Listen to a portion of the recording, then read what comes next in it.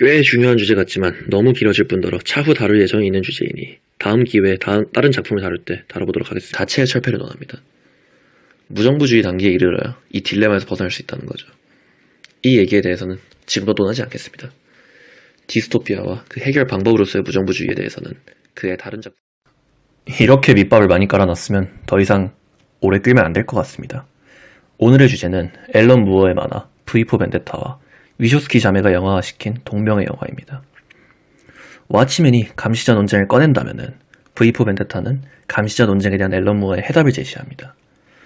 감시자 논쟁에 대한 현대사회의 해답이 국가라는 절대 감시자의 등장이라면은 앨런 무어는 이 시스템을 파시즘이라고 비판하는 것이죠.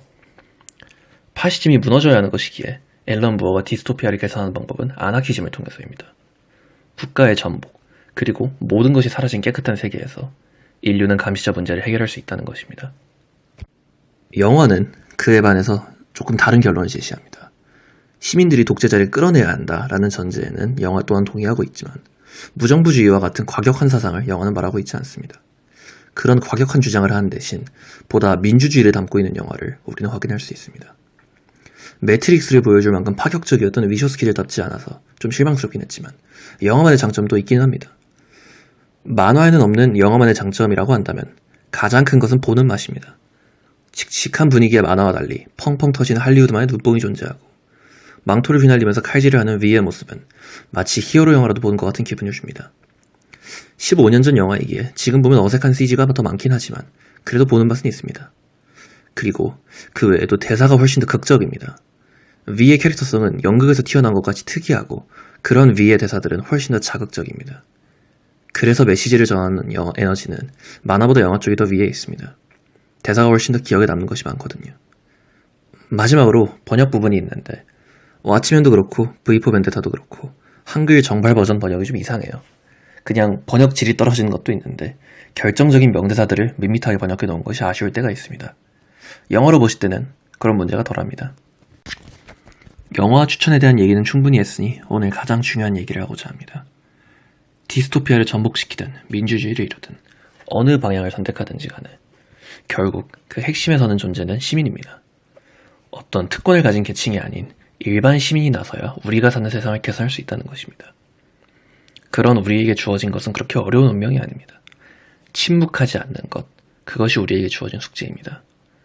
세상에서 가장 극악무도한 존재는 악행을 일삼는 악역이 아닙니다.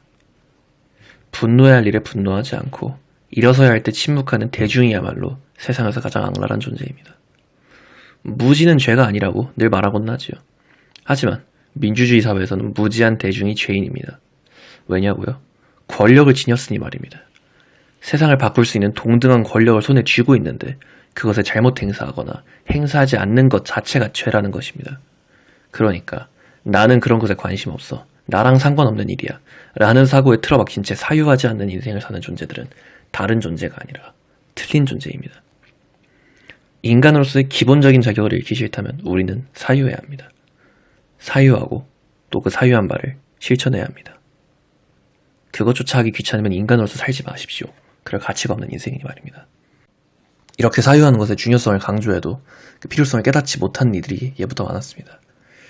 근데 요새는 제가 굳이 강조하지 않아도 세상이 증명하고 있습니다.